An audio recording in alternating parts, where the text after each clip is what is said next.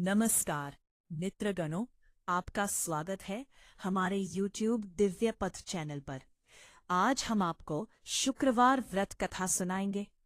प्रिय मित्रगणों, शुक्रवार के दिन माँ संतोषी की पूजा की जाती है, इसलिए हम माँ से प्रार्थना करते हैं कि सदैव आप सभी श्रोताओं पर माँ अपनी कृपा बनाए रखें।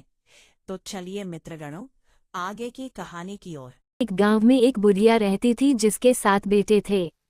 6 बेटे कमाने वाले थे और एक बेटा निकम्मा था। बुढ़िया माँ 6 पुत्रों का जूठा 7वें पुत्र को देती। 7वां पुत्र एक दिन अपनी पत्नी से बोला, देखो मेरी माता का मुझ पर कितना प्रेम है। वह बोली, क्यों नहीं, सबका जूठा बचा हुआ तुमको खिलाती है। वह बोला, जब तक आंखों से न देखे मान नहीं सकता। पत्नी ने हंसकर कहा, देख लोगे तब तो मानोगे। कुछ दिन बाद एक बड़ा त्योहार आया। घर में 7 प्रकार के भोजन और चूरमा के लड्डू बने। वह पत्नी की बात को जांचने के लिए सिरदर्द का बहाना बनाकर पतला कपड़ा सिर पर ओढ़कर रसोई में जाकर सो गया और कपड़े में से सब देखता रहा।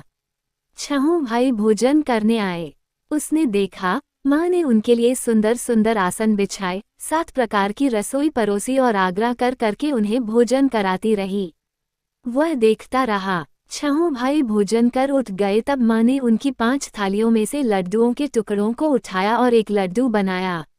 जूठन साफ कर माँ ने उसे पुकारा, उठ बेटा उठ, तेरे भाइयों ने भोजन कर लिया, तू भी उठकर भोजन कर ले। उसने कहा, माँ मुझे भोजन नहीं करना, मैं परदेस जा रहा हूँ। माता ने कहा, कल जाना हो तो आज ही जा। वह बोला, हाँ हाँ जा रहा हूँ। ये कहकर वह घर से निकल गया। चलते समय उसे पत्नी की याद आई। वह गौशाला में कंडे थाप रही थी। वहां जाकर वह बोला, मेरे पास तो कुछ नहीं है, यह अंगूठी है, सो ले लो और अपनी कोई निशानी मुझे दे दो। वह बोली, मेरे पास क्या है, ये गोबर भरा हाथ है। ये कहकर पत्नी ने उसकी पीठ पर गोबर के हाथ की थाप मार दी। वह चल दिया। चलते चलते दूर देश में पहुंचा। वहां एक साहूकार की दुकान थी। वहां जाकर बोला, सेठ जी मुझे नौकरी पर रख लो। साहूकार को नौकर की सख्त जरूरत थी। साहूकार ने कहा, काम देखकर तनख्वाह मिलेगी। उसने कहा, सेठ जी जैसा आप ठीक समझें।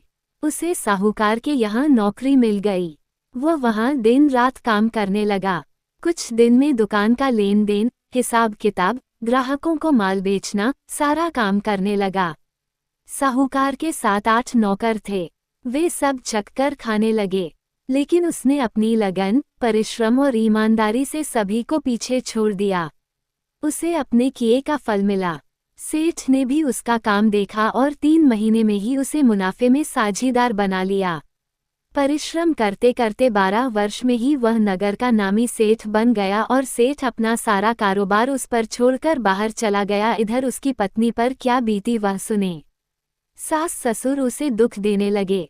गृहस्थी का काम करवाकर उसे लकड़ी लेने जंगल में भेजते।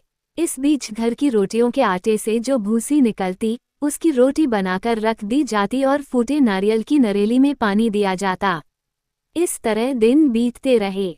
एक दिन वह जब जंगल में लकड़ी लेने जा नहीं थी तब उसे रास्ते में बहुत सी स्त्रियां संतोषी माता का व्रत करती दिखाई दी।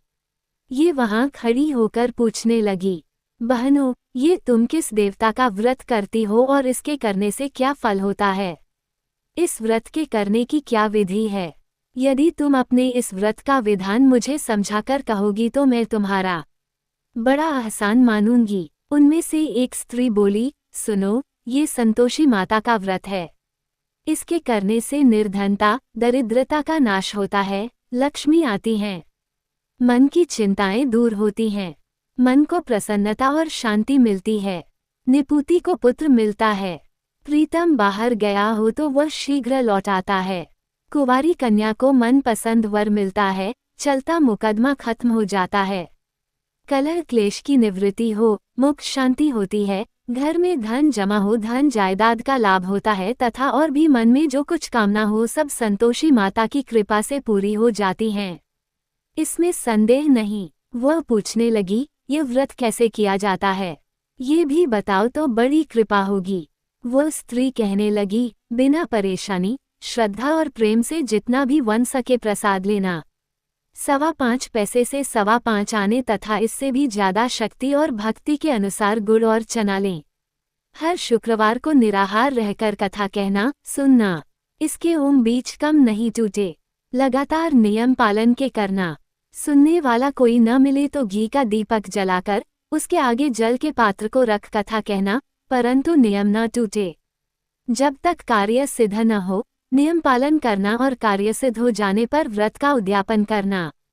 3 मास में माता पूरा फल प्रदान करती है। यदि किसी के ग्रह खोटे हैं भी तो माता 1 वर्ष में अवश्य उनको अनुकूल करती हैं। कार्य सिद्ध होने पर ही उद्यापन करना चाहिए, बीच में नहीं। उद्यापन में 2.5 सेर आटे का खाजा तथा इसी अनुसार खीर तथा चने का साग बनाना। 8 बच्चों को भोजन कराना। जहाँ तक मिले देवर, जेठ, भाई, बंधु, कुटुंब के लड़के लेना, न मिले तो रिश्तेदारों और पड़ोसियों के लड़के बुलाना। उन्हें भोजन करा, यथाशक्ति दक्षिणा दे, माता का नियम पूरा करना। ध्यान रखना उस दिन घर में कोई खटाई न खाए। ये सुन वो वहां से चल दी। रास्ते में लकड़ी के बोझ को बेच दिया और उन पैसों में गुड़ चना ले माता के व्रत की तैयारी कर आगे चली। रास्ते में संतोषी माता के मंदिर में जा माता के चरणों में लौटने लगी। विनती करने लगी, माँ, मैं दीन हूँ, निपट मूर्ख हूँ, व्रत के नियम कुछ जानती नहीं, मैं बहुत दुखी हूँ। हे माता, मेरा दुख दूर कर, मैं तेरी शरण में हूँ। माता को दया आई। एक शुक्रवार बीता कि दूसरे शुक्रवार को ही उसके पति का पत्र आया और तीसरे शुक्रवार को उसका भेजा हुआ पैसा आ पहुँचा। ये देखकर जेठानी मुंह सिकोड़ने लगी, इतने दिनों बाद इतना पैसा आया, इसमें क्या बड़ाई है। लड़के ताने देने लगे। काकी के पास अब पत्र आने लगे, रुपया आने लगा, अब तो काकी की खातिर बंधेगी, अब तो काकी बुलाने से भी नहीं बोलेगी। बेचारी सरलता से कहती, भैया पत्र आए, रुपया आए तो हम सबके लिए अच्छा है। ऐसा कहकर आंखों में आंसू भर कर संतोषी माता के मंदिर में जा मातेश्वरी के चरणों में गिरकर रोने लगी। माँ, मैंने तुमसे पैसा नहीं मांगा, मुझे पैसे से क्या काम, मुझे तो अपने सुहाग से काम है, मैं तो अपने स्वामी के दर्शन और सेवा मांगती। तब माता ने प्रसन्न होकर कहा, जा बेटी, तेरा स्वामी जल्दी ही आएगा। ये सुन खुशी से बावली हो वह घर आकर काम करने लगी। संतोषी माँ विचार करने लगी, इस भोली पुत्री से मैंने कह तो दिया कि तेरा पति शीघ्र आएगा, पर आएगा कहाँ से? वह तो इसे स्वप्न में भी याद नहीं करता, उसे इसकी याद दिलाने तो मुझे ही जाना पड़ेगा। संतोषी माता ने उस बुढ़िया के बेटे को स्वप्न में समझाया, पुत्र, तेरी घरवाली कष्ट उठा रही है। ये बोला, हाँ माता, ये तो मुझे भी मालूम है, परंतु क्या करूं, वहां कैसे जाओ?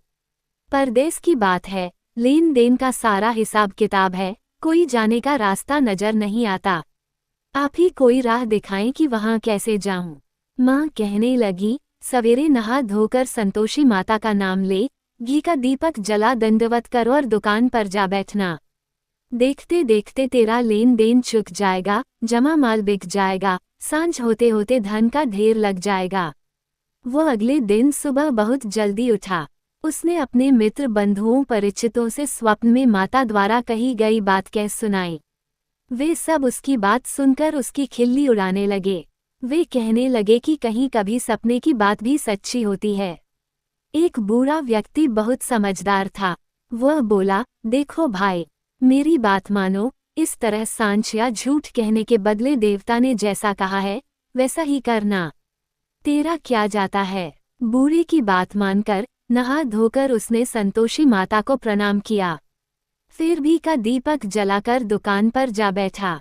शाम तक धन का ढेर लग गया। वह हैरान हुआ, मन में संतोषी माता का नाम ले प्रसन्न हो घर जाने के वास्ते गहना, कपड़ा व सामान खरीदने लगा। सब काम से निपट अपने घर को रवाना हुआ। उधर उसको पत्नी जंगल में लकड़ी लेने गई। लौटते वक्त थक जाने के कारण संतोषी माता के मंदिर पर विश्राम करने बैठ गई। ये तो उसका रोज रुकने का स्थान था। धूल उड़ती देख उसने माता पूछा, हे माता, ये धूल कैसी उड़ रही है? माँ ने कहा, हे पुत्री, तेरा पति आ रहा है। अब तू ऐसा कर, लकड़ियों के 3 बोझ बना, एक नदी के किनारे रख, दूसरा मेरे मंदिर पर और तीसरा अपने सिर पर रख। तेरे पति को लकड़ी का गड्ढा देखकर मोह पैदा होगा। ये वहां रुकेगा, नाश्ता पानी बना खाकर माँ से मिलने जाएगा। तू लकड़ी का बोझ उठाकर जाना और बीच चौक में गड्ढा डालकर 3 आवाजें जोर से लगाना। लो सासू जी, लकड़ियों का गट्ठा लो, भूसी को रोटी दो, नारियल के खोपरे में पानी दो। आज कौन मेहमान आया है? संतोषी माँ की बात सुनकर वह बहुत अच्छा माँ कहकर प्रसन्न मन से लकड़ियों के 3 बोझ बना लाई। एक नदी के तट पर, दूसरा माता के मंदिर पर रखा। इतने में ही मुसाफिर वहां आ पहुंचा। सूखी लकड़ी देख उसको इच्छा हुई कि अब यहीं विश्राम कर ले और भोजन बनाकर खा पीकर गांव चले। इस प्रकार भोजन कर विश्राम कर वह अपने गांव में आ गया। उसी समय बहू सिर पर लकड़ी का गड्ढा लिए आई। उसने गड्ढा को आंगन में डाल जोर से 3 आवाजें दी। लो सासू जी, लकड़ी का गड्ढा लो, भूसी की रोटी दो, नारियल के खोपर में पानी दो। आज कौन मेहमान आया है? ये सुनकर सास ने अपने दिए हुए कष्टों को भुलाने के लिए कहा, बहू तू ऐसा क्यों कहती है? तेरा मालिक ही तो आया है। बैठ, मीठा भात खाकर कपड़े गहने पहन। पत्नी की आवाज सुनकर उसका स्वामी बाहर आया और उसके हाथ में पहनी अंगूठी देख व्याकुल हो गया। उसने माँ से पूछा, माँ ये कौन है? माँ बोली, बेट तेरी पत्नी है। आज 12 वर्ष हो गए हैं जब से तू गया है, तब से सारे गांव में जानवर की तरह भटकती फिरती है। कामकाज कुछ करती नहीं, 4 समय आकर खा जाती है। अब मुझे देखकर भूसी की रोटी और नारियल के खापरे में पानी मांगती है। वह बोला, माँ मैंने इसे भी देखा है और तुम्हें भी। मुझे दूसरे घर की चाबी दो, मैं उसमें रहूंगा। ठीक है बेटा, जैसी तेरी मर्जी कहकर माँ ने चाबी का गुच्छा बेटे के सामने रख दिया। उसने दूसरे घर को खोलकर सारा सामान जमाया। एक ही दिन में वहां राजा के महल जैसा ठाट बाट बन गया। अब क्या था, वह सुख भोगने लगी। अगला शुक्रवार उसने पति से कहा, मुझे संतोषी मात का उद्यापन करना है। पति बोला, बहुत अच्छा, खुशी से कर लो। वह उद्यापन की तैयारी करने लगी। जेठ के लड़कों को भोजन के लिए कहने गई, उन्होंने मंजूर किया।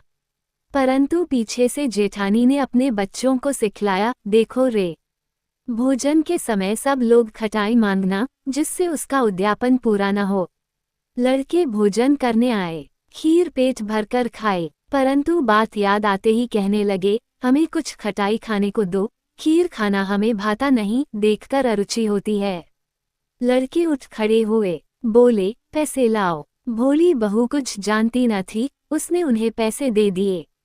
लड़कों ने बाजार जाकर उन पैसों से इमली खरीदी और खाई। ये देखकर बहू पर माताजी ने कोप किया। राजा के दूत उसके पति को पकड़कर ले गए। अब सब मालूम हो जाएगा जब जेल की रोटी खाएगा। बहू से यह वचन सहन नहीं हुए। वह संतोषी माता के मंदिर में गई और कहने लगी, माता तुमने ये क्या किया? हंसाकर क्यों रुलाने लगी? माता बोली, पुत्री तूने मेरा व्रत भंग किया है, इतनी जल्दी सब बातें भुला दी। वह बोली, माता भूली तो नहीं हूँ, न कुछ अपराध किया है, मुझे तो लड़कों ने भूल डाल दिया, मुझे क्षमा करो माँ। माँ बोली, ऐसी भूल भी कहीं होती है। ये बोली, अब कोई भूल नहीं होगी। अब बताओ मेरे पति कैसे आएंगे? माँ बोली, पुत्री जा, तेरा पति तुझे रास्ते में ही आता मिलेगा। वह मंदिर से निकलकर बाहर आई तो रास्ते में उसे अपना पति आता हुआ मिला। उसने पूछा, कहाँ गए थे? वह बोला, इतना धन जो कमाया है उसका कर राजा ने मांगा था, वह भरने गया था। वह प्रसन्न होकर बोली, भला हुआ, अब घर चलो। फिर अगला शुक्रवार आया। वह बोली, मुझे माता का उद्यापन करना है। पति ने कहा, ठीक है करो। वह फिर जेठ के लड़कों से भोजन को कहने गई। जेठानी ने लड़कों को सिखा दिया कि तुम पहले ही खटाई मांगना। लड़के भोजन करने बैठे, लेकिन भोजन करने से पहले ही कहने लगे, हमें खीर पूरी नहीं भाती, जी बिगड़ता है, कुछ खटाई खाने को दो। ये बोली, खटाई खाने को नहीं मिलेगी, खाना हो तो खाओ। उनके उठकर चले जाने पर उसने ब्राह्मणों के लड़के बुलाकर भोजन करवाया। दक्षिणा की जगह उन्हें एक एक फल दिया। इससे संतोषी माता प्रसन्न हो गई। माता की कृपा से 9 माह बाद उसको चंद्रमा के समान एक सुंदर पुत्र प्राप्त हुआ। पुत्र को लेकर वह प्रतिदिन संतोषी माता के मंदिर में जाने लगी। माँ ने सोचा कि यह रोज आती है, आज क्यों न मैं ही इसके घर चलूं, इसका आसरा देखूं तो सही। यह विचार कर माता ने भयानक रूप बनाया। गुड़ और चने से सना मुख, ऊपर से मुंड के समान होंठ, उस पर मक्खियां भिन-भिना रही थीं। दहलीज में पैर रखते ही उसकी सास चिल्लाई, देखो रे, कोई चुड़ैल डाकिनी चली आ रही, लड़को इसे भगाओ, नहीं तो सबको खा जाएगी। बहू रोशनदान से देख रही थी, वही प्रसन्न हो उठी, आज मेरी माता मेरे घर आई हैं। ये कहकर दूध पीते बच्चे को गोद उतार दिया। इस पर उसको सास गोद में भरकर बोली, अरी रांड, इसे देखकर कैसी उतावली हुई है, जो बच्चे को पटक दिया। इतने में माँ के प्रताप से जहाँ देखो वहाँ लड़के ही लड़के नजर आने लगे। ये बोली, माँ जी, मैं जिनका व्रत करती हूँ ये वही संतोषी माता हैं। इतना कह उसने झट से घर के सारे किवाड़ खोल दिए। सबने माता के चरण पकड़ लिए और विनती कर कहने लगे, हे माता, हम मूर्ख हैं, अज्ञानी हैं, तुम्हारे व्रत की विधि हम नहीं जानते, तुम्हारा व्रत भंग कर हमने बड़ा अपराध किया है। हे माता, आप हमारे अपराधों को क्षमा करो। इस प्रकार बार बार कहने पर संतोषी मात प्रसन्न हुई। इसके बाद उसकी सास कहने लगी, हे संतोषी माता, आपने बहू को जैसा फल दिया वैसा सबको देना। जो ये कथा को सुने या कोई भी इस व्रत को करे उसका मनोरथ पूर्ण हो। जय संतोषी माता की।